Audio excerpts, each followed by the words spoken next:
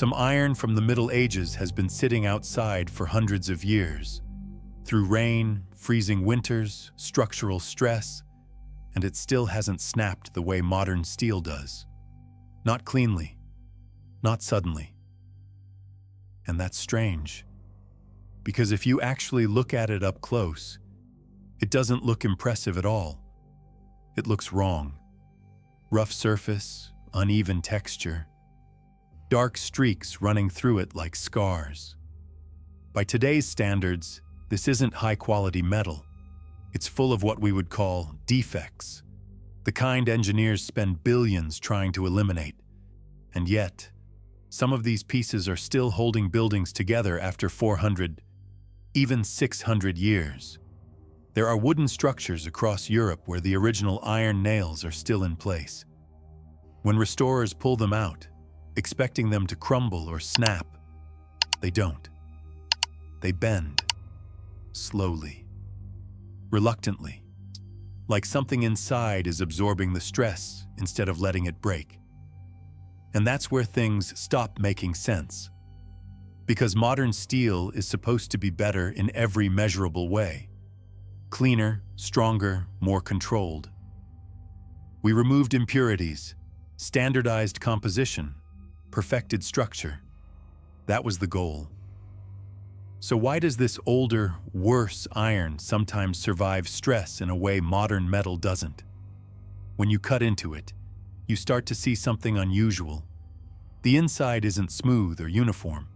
It's layered, threaded, almost fibrous. Thin lines running through the iron, stretched and twisted like strands. At first, people thought this was just leftover waste from the smelting process. Slag. Basically, trapped impurities. And that should make the metal weaker. That's the assumption. But here's the part that doesn't sit right. Those imperfections don't just sit there. They seem to change how the metal breaks. Because instead of cracks shooting straight through, like they often do in modern steel, something interrupts them, slows them down, forces them to move differently. Almost like the weakness is getting in the way of a bigger failure. Which doesn't really fit the way we think about materials. Because in modern engineering, perfection is strength, uniformity is safety, flaws are the problem. But in this case, those flaws might be doing something we didn't fully notice. And if that's true, then resisting cracks isn't even the strangest part. If those slag lines were just random defects, then the iron should fail randomly too. That's what we would expect. Weak points scattered inside a material usually mean unpredictable breaks, sudden failure, no warning.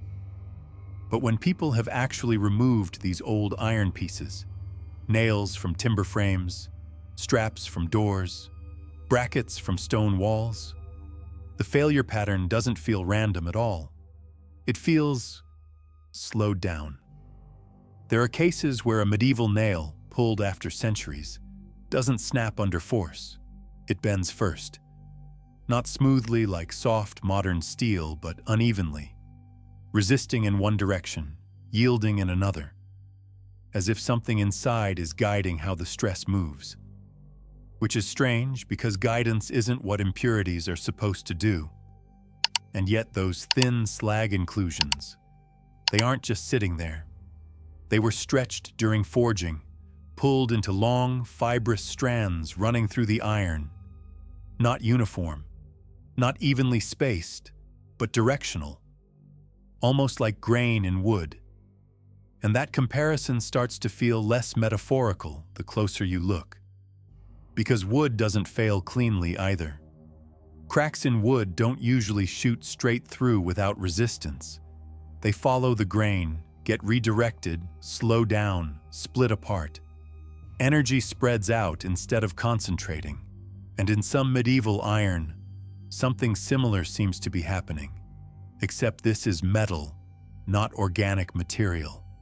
That shouldn't translate. Here's the part that really disrupts the expectation. Modern steel, clean, homogeneous, tightly controlled, can be incredibly strong. But when it reaches its limit, the crack often travels fast. Clean line, sudden release, almost no hesitation. Which is why failure can feel abrupt, even catastrophic. There's very little inside the material to interrupt that motion. But in slag-filled iron, the crack doesn't always get that chance. It meets boundaries, interfaces, tiny mismatches between iron and glassy residue. And every time it crosses one of those lines, something changes. Direction shifts, energy drops, momentum breaks apart. Not completely, but enough to matter. Not stronger, just harder to finish breaking. And that creates a contradiction that's difficult to ignore. Because we've spent centuries refining metal to remove exactly these kinds of inconsistencies, to eliminate the very thing that might have been quietly interfering with failure. Which raises an uncomfortable possibility. What if some of those imperfections weren't just tolerated, but were doing something we didn't fully notice? There are records of blacksmiths folding, hammering, reheating iron over and over, not to purify it completely, but to work it, to stretch it, to align something inside it. They didn't describe it in modern terms, they couldn't. But the process wasn't random. It was repeated, deliberate, observed, and yet they left the slag in. Not all of it, not evenly, but enough. Which is where the logic starts to slip. Because if purity was always the goal, why stop before reaching it? And more importantly, did they actually understand what those imperfections were doing? Or were they just following a pattern that worked without ever needing to explain why? It's easy to assume they didn't know, that they were working blindly, limited by tools, repeating processes without understanding the deeper structure of what they were making. But that assumption starts to feel less certain the longer you sit with the details, because the process itself doesn't look careless. It looks attentive. A blacksmith heating iron, watching color instead of temperature, hammering not just to shape, but to feel resistance, adjusting force, angle, rhythm, not measuring stress in numbers, but sensing how the metal responds under impact.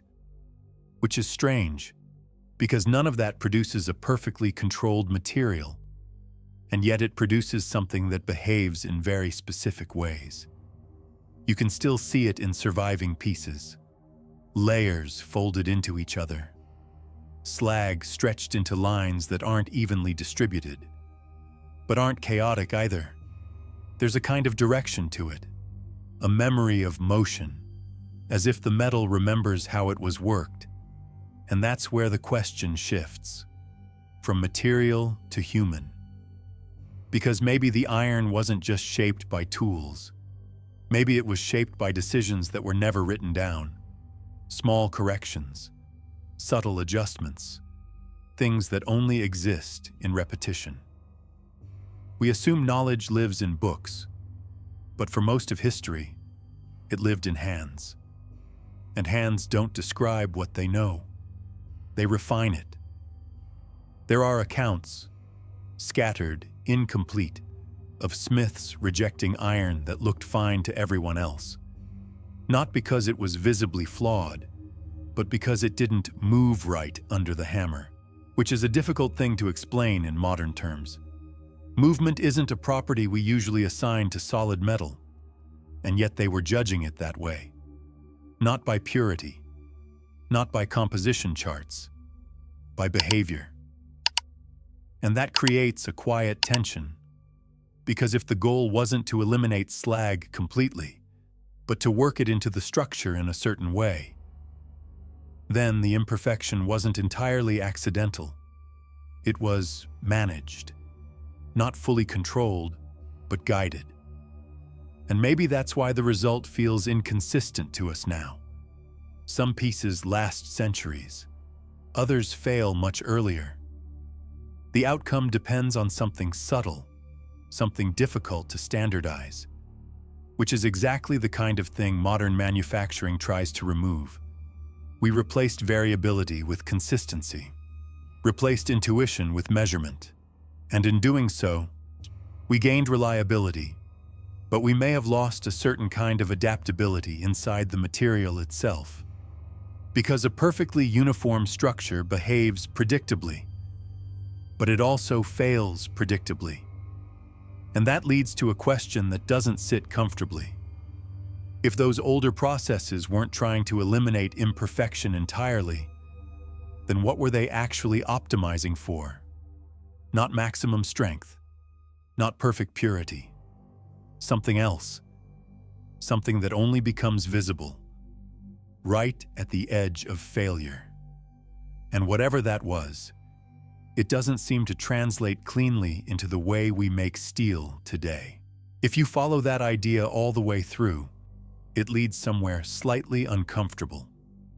Because modern steel did exactly what it was designed to do. It became cleaner, stronger, more predictable, easier to calculate, easier to scale, easier to trust in systems that depend on certainty. Bridges, machines, skyscrapers, none of that works without uniform behavior. We didn't just improve metal, we aligned it with a different kind of world. But in doing that, we also made a quiet trade. We removed the irregularities that once disrupted failure. We removed the internal noise that could slow a crack down, and in exchange, we gained precision at the cost of how the material behaves when something goes wrong. Because when a modern material reaches its limit, it often does so cleanly, efficiently, almost exactly as predicted, which is ideal until the moment prediction ends, until the stress goes just a little further than expected. And then the break is just as efficient. No hesitation, no wandering path, no internal resistance to absorb the mistake. Just a line, and then separation. Perfect systems break perfectly. And that's where the older iron starts to feel different again. Not better in every way, not even better in most ways, but differently prepared for imperfection, for overload, for the small, unpredictable shifts that happen over decades, not seconds. The kind of stress that doesn't announce itself clearly. Because those slag inclusions, those irregular lines we tried so hard to eliminate, they didn't just weaken the iron, they complicated it.